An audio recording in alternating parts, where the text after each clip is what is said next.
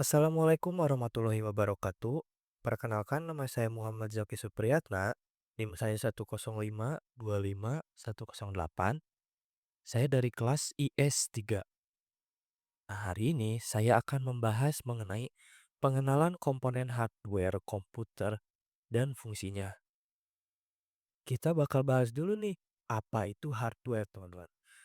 Jadi hardware itu adalah sebuah komponen fisik gitu atau semua hitungannya semua komponen fisik dari sebuah komputer atau perangkat elektronik lain yang dapat disentuh dan dilihat secara langsung. Nah, kayak gimana sih kayak untuk penjelasan yang agar lebih mudah dipahami? Nah, kayak gini teman-teman contohnya. Jadi hardware itu kan perangkat keras ya. Nah, pada intinya kalau kita mau tahu itu hardware atau enggak, kita tuh harus tahu dulu nih, itu tuh bisa disentuh enggak atau dilihat secara langsung. Nah, kalau semisalnya dapat disentuh dan dilihat secara langsung, itu tuh termasuk hardware. Contohnya kayak keyboard. Nah, keyboard ini kan bisa kita sentuh ya, kayak gimana rasanya. Keras gitu kan. Nah, terus kita juga bisa lihat secara langsung bagaimana bentuk dari si keyboard ini. Ada angka, ada huruf, ada kabelnya, ada yang wireless, dan lain-lain. Nah, itu tuh termasuk hardware, teman-teman. Nah, kita lanjut lagi nih ke tujuan memahami hardware. Nah, jadi tujuannya itu adalah memahami hardware itu banyak banget manfaatnya kayak bikin kita tuh bisa ngerakit komputer sendiri. Terus kalau semisal kita mau rakit di situ kita bisa menyesuaikan gitu kebutuhannya. Terus kita juga jadi tahu cara upgrade komponen itu gimana, terus mampu menangani kerusakan dasarnya kayak gimana, terus ngehindari juga resiko tertipu saat membeli perangkat komputer, kayak gitu. Nah, ini juga penting banget gitu, apalagi yang nomor terakhir ini. Semisal teman-teman itu gak paham hardware, kayak rakit PC, lebih gampangnya ya. Semisal teman-teman mau beli komputer nih, mau rakit PC, tapi ternyata teman-teman nggak paham. Bisa aja ditipu oleh si penjualnya itu. Kayak semisal, wah kakaknya kebutuhannya apa nih? Nah, semisal teman-teman tuh jawab kayak, si kebutuhannya gaming, kayak gini, kayak gini, kayak gini. Nah, si penjualnya itu ngasih tahu nih kayak, oh ini bagusnya kayak gini nih, kayak gini, kayak gini. Tapi ternyata itu tuh tidak termasuk dalam komponen penting yang spesifikasinya tuh diinginkan oleh teman-teman gitu, kayak gaming. Ya harganya bisa dinaikin lah, atau bisa ada yang tidak digunakan gitu, si hardware-nya ini. Karena teman-teman nggak ngerti. Terus teman-teman juga jadi paham gitu untuk merakit komputer tuh gimana, memilih spesifikasi sesuai kebutuhan gimana, gitu. Nah, klasifikasi hardware. Nah, jadi ada 8 di situ. Yang pertama ada processing device, yang kedua ada storage device, yang ketiga ada networking device, yang keempat ada peripheral device, yang kelima ada input device, yang keenam ada output device, yang ketujuh ada cooling system, yang kedelapan ada power system. Nah, di sini ada processing device nih. Apa itu processing device? Jadi, processing device itu adalah perangkat keras komputer yang berfungsi mengolah data dari input device dan mengubahnya menjadi informasi yang bisa disajikan oleh output device. Contohnya di sini ada CPU, ada motherboard, ada RAM, dan juga ada GPU. Nah, CPU atau prosesor ini itu sebagai otaknya dari perangkat keras atau hardware di komputer ini, teman-teman. Lalu, motherboard ini adalah sebagai papan induk untuk menghubungkan dari komponen satu ke komponen lainnya gitu. Nah, contohnya kayak gimana? Jadi motherboard ini ibaratkan kayak lapangan. Nah, kita tuh mau bikin lapangan ini tuh jadi kayak lapangan bola.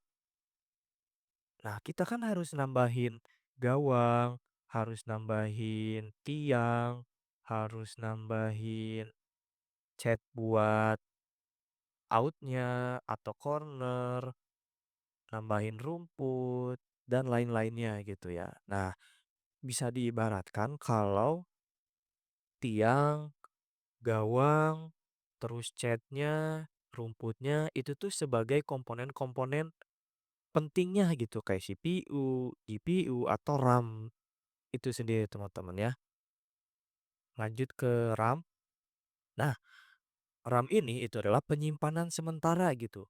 Jadi si RAM ini tuh digunakan biasanya untuk multitasking gitu teman-teman ya. Lalu untuk di GPU ini tuh untuk upgrade grafis gitu. Jadi lebih bagus lagi si grafisnya. Nah, biasanya tuh ini dipakai oleh gamer ya yang biasa bermain game dan ingin memiliki grafik yang bagus gitu ketika ingin memainkannya. Jadi mereka tuh nambahin lagi pakai GPU gitu. Nah, di sini ada storage device. Apa itu storage device? Storage device adalah perangkat keras yang berfungsi menyimpan data secara permanen atau sementara. Kemungkinan komputer untuk menyimpan, mengelola, dan mengakses informasi seperti dokumen, gambar, video, dan sistem operasi. Nah, contohnya tuh di sini saya berikan dua teman-teman. Ada hard disk dan juga ada SSD. Jadi, apa yang dimaksud menyimpan data secara permanen itu adalah ketika teman-teman mau nyimpan data kayak dokumen atau gambar atau video atau sistem operasi atau OS, itu tuh bisa dimasukin ke hard disk atau SSD teman-teman. Tapi berbeda dengan RAM, RAM itu kan dia hanya sementara ya.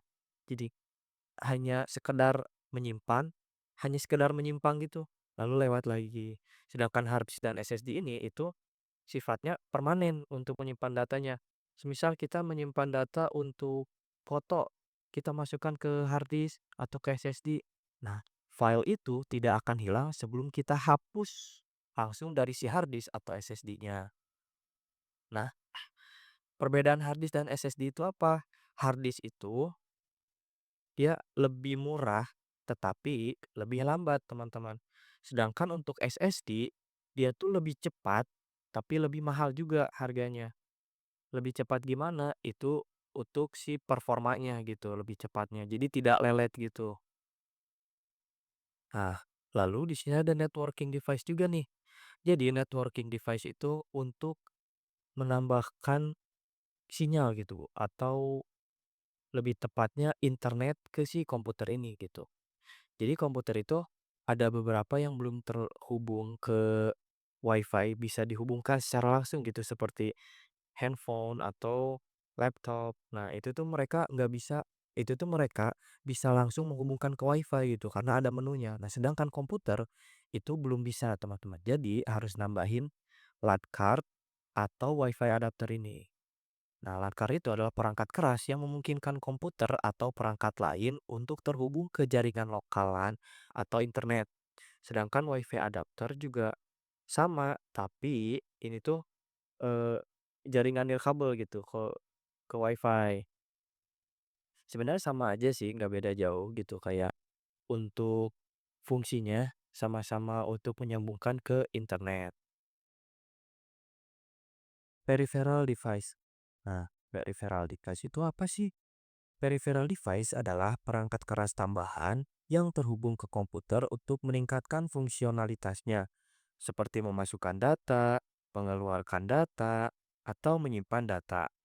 Nah, contohnya ada VGA card dan sound card. VGA card itu sama seperti GPU yang sudah kita bahas di awal. Nah, di sini ada sound card. Sound card ini juga itu termasuk ke peripheral device. Kenapa? Karena ini itu meningkatkan fungsionalitas. Jadi kayak kita tuh ningkatin audio, fungsionalitasnya itu audio. Nah, kita tuh ningkatin si audionya tuh jadi lebih baik lagi gitu. Mau kayak gimana?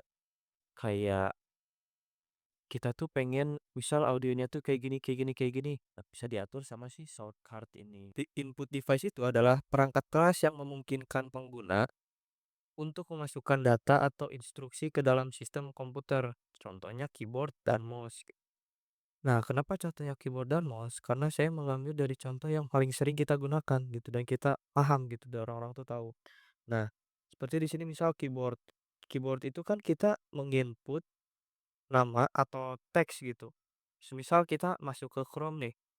Nah, kita input misal buka website ChatGPT dan kita ketik ChatGPT.